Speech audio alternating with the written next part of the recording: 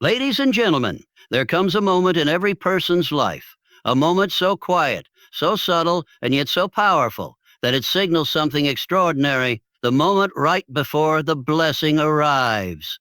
But here's the truth most never realize. When God is about to give you something big, He first asks you to grow bigger. Now you may ask, oh, why must I struggle before the success? Why the heartbreak before the breakthrough? Let me tell you, because the size of your challenge is the measure of your calling. The resistance you face is not a signal to retreat, but a whisper from the universe that your breakthrough is near. Every adversity carries with it the seed of an equal or greater benefit.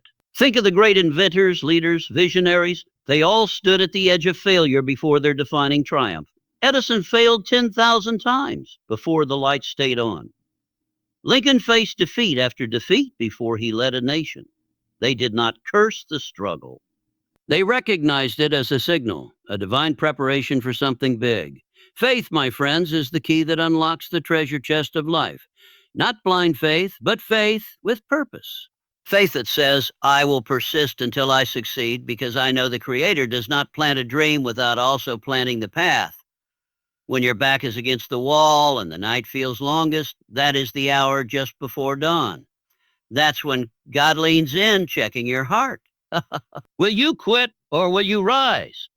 You see, the great blessings of life do not come to the idle. They come to those with definiteness of purpose, to those who act with belief before there is evidence, because belief itself is the evidence of things not seen. So if you're in the valley right now, if the mountain seems too high or the burden too heavy, take heart. God is not punishing you. He is positioning you. You are being prepared for something greater than you can imagine. Your hardship is the molding of your character to carry the blessing He has planned. Let me leave you with this. Don't give up 3 feet from gold. Don't surrender when the reward is being written in your name. When the struggle intensifies, rejoice, not because of the pain, but because of the promise. Because when God is about to give you something big, He whispers to your soul, hold on, I'm not done yet. When adversity strikes, most people instinctively view it as a setback, a wall that blocks progress, a signal that they are on the wrong path. But those who achieve greatness, those who rise above the average and live with purpose, learn to see adversity differently. They understand that adversity is not a punishment, but a preparation. It is often the very thing that sets the stage for a breakthrough. When God is about to give you something big, He doesn't send it wrapped in comfort. He sends it wrapped in challenge, because challenge forces growth. Adversity is life's way of asking, how badly do you want it? It tests your faith, your focus, and your willingness to persist. And through that test, something transformative happens. Your character is refined. Your vision is clarified. Your desire becomes stronger than your doubt. Adversity demands that you dig deeper, and in digging deeper, you discover parts of yourself that you didn't know existed: strengths, ideas, endurance, and faith. Napoleon Hill often said, every adversity, every failure, every heartache carries with it the seed of an equal or greater benefit.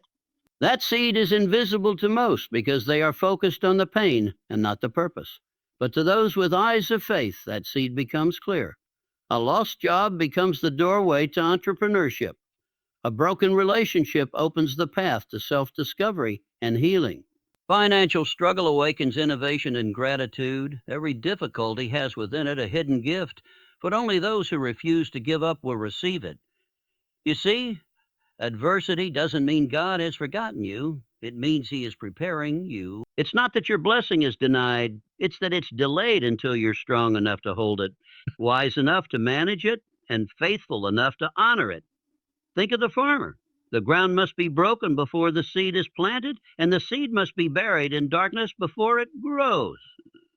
Your adversity is the breaking of your soil. So when life gets hard, when the pressure builds, and when everything in you wants to walk away, pause and remember, this could be the sign you've been waiting for.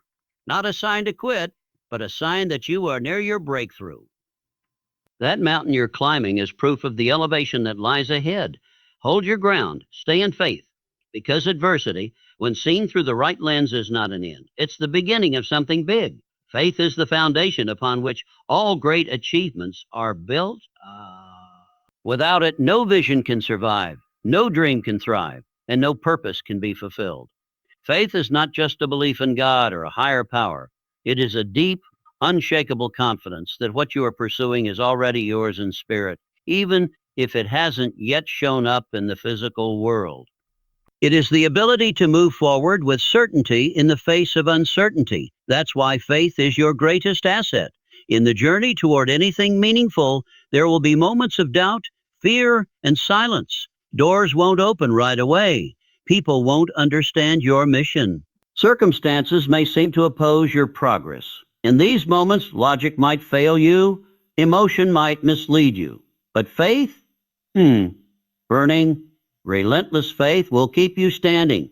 It becomes the voice that says, keep going when everything else tells you to stop. Faith allows you to act before the evidence appears. It fuels your persistence and gives power to your decisions. Napoleon Hill taught that faith is the head chemist of the mind. When you mix faith with your thoughts and feelings, you create a magnetic force that draws opportunities, people, and resources to help you. This isn't just philosophy, it's a spiritual law. What you believe with conviction, you begin to attract. But faith is not passive. It's not wishful thinking or idle hope. It's active and it demands action. If you truly believe you are destined for something big, your behavior will show it. You'll walk differently, speak differently. You'll invest in yourself, work harder, pray deeper, and persist longer than those who merely wish and wait. That's the difference between people who succeed and those who settle. It's not talent, luck, or timing. It's faith that moves them forward, no matter what. There will be times when your circumstances seem to contradict your vision. That's when faith becomes most powerful. It whispers to your spirit, don't look at what is, believe in what can be.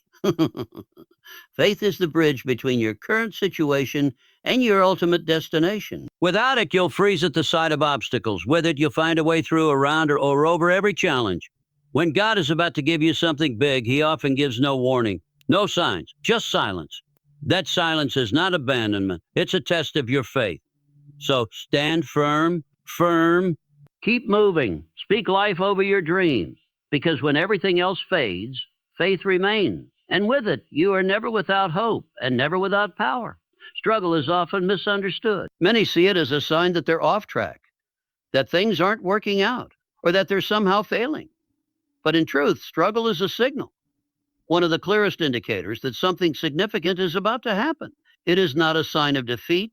It is often a sign that you are close to your breakthrough, close to your answer, close to the moment where everything begins to shift in your favor. In every great story, the darkest hour comes just before the dawn. The hero doesn't experience ease right before the victory. He faces his greatest test. And that same principle applies to you. When your goals feel just out of reach, when the weight of pressure is at its heaviest, that is often when the blessing is nearest. The intensity of the struggle reflects the size of the breakthrough that's approaching. Napoleon Hill wrote that most people have achieved their greatest success just one step beyond their greatest failure. But how many give up one step too soon? They misread the struggle. They interpret resistance as a reason to quit, not realizing that struggle is confirmation that you are pushing against your limits and about to break through them. Struggle stretches you. It builds endurance. It clarifies your motives and reveals your level of commitment. It demands that you decide whether your desire is stronger than your discomfort. And here's what's powerful. The very fact that you're struggling means you haven't quit. You're still in the fight. That alone proves you have something worth fighting for. Don't mistake struggle for punishment. It's not. It's preparation. It's training your mind to stay focused under pressure. It's teaching your heart to trust in silence. And it's refining your character so that when the blessing arrives, you're ready, not just to receive it, but to sustain it. In the spiritual realm, opposition often increases right before divine release. When the resistance gets stronger, it's because the enemy senses something is about to break open for you. It's the spiritual version of the storm before the calm. And if you hold your ground, keep your faith, and continue moving forward, even if all you can do is crawl, you'll walk into that breakthrough. So if you're struggling today, don't be discouraged. Be alert. Be encouraged, because struggle means pressure, means growth, yin, and growth means you're not far. You're right on the edge of something big. Keep going. You're closer than you think. Purpose is the force that turns ordinary lives into extraordinary legacies. It's not just an idea, it's energy. It gives power to your actions, direction to your dreams, and fuel to your faith. Without purpose, even the most gifted person will drift, lose focus, and eventually burn out. But with purpose, even someone with limited resources, education, or experience can rise, because purpose ignites passion. And passion, when rooted in a clear reason why, becomes unstoppable. When you know your purpose, you stop chasing everything and start building something. You move with intent. But when you're walking in alignment with your calling, when your work, your words, and your life reflect something bigger than yourself, there's a deep satisfaction that no paycheck or title can match. You know you're not just living, you're impacting. So find your purpose, refine it, guard it. Let it guide your choices. Because when you walk with purpose, you walk with power. And with that power, there's no limit to what God can do through you. When you pray for something big, poof, it's a breakthrough, a new opportunity, or a transformation in your life. It's natural to want the answer immediately. Yet often the blessing you seek doesn't arrive right away. Instead, you find yourself in a season of waiting, testing, or struggle. This waiting period is not a sign that your prayers are unanswered or that God is ignoring you. Rather, it is a vital time of preparation. God is preparing you for what you've prayed for. Think of it like this. Just as a potter shapes clay before it becomes a beautiful vessel, God shapes and molds you before he hands you the blessing. This preparation is necessary because the gift you desire is often bigger than your current ability to handle it. If it came too soon, you might not be ready to receive it fully or manage it wisely. So, the waiting is a divine process of growth, strengthening, and alignment. In this preparation phase, you might face challenges that seem unrelated or unfair. You might feel discouraged or question why things aren't moving faster. But each of these moments serves a purpose. They build your patience, deepen your faith, and teach you lessons that only experience can provide. This is how God ensures that when your blessing arrives, it will not be wasted or lost. Napoleon Hill's philosophy aligns perfectly with this idea. He believed that success is not just about desire, but about becoming the person worthy of the success. Your prayers are answered not just by external changes, but by internal transformation. God's preparation works on your character, your mindset, and your resilience. He's not just giving you a prize. He's creating a person who can sustain that prize and use it for a greater purpose. This preparation also requires trust, trusting that God's timing is perfect, even when it feels slow or confusing, trusting that the delays and obstacles are intentional and beneficial. This kind of trust fuels hope and keeps your spirit anchored. So, if you're in a waiting season right now, don't lose heart. Know that God is at work behind the scenes. He's preparing you for what you've prayed for, shaping you into the person who can handle the blessing with wisdom and grace. Hold on to your faith, stay committed, and get ready, because your answered prayer is coming, and you will be ready when it does. Persistence is the bridge that connects dreams to reality. It's the quality that separates those who merely wish for success from those who actually achieve it. Many people give up just before their breakthrough, often because the journey feels too long, the obstacles too great, or the progress too slow. But the truth is, success often comes to those who refuse to quit, who keep moving forward no matter what stands in their way. Napoleon Hill famously said, "Don't quit 3 feet from gold." This powerful metaphor reminds us that the greatest rewards often lie just beyond the point where most people give up.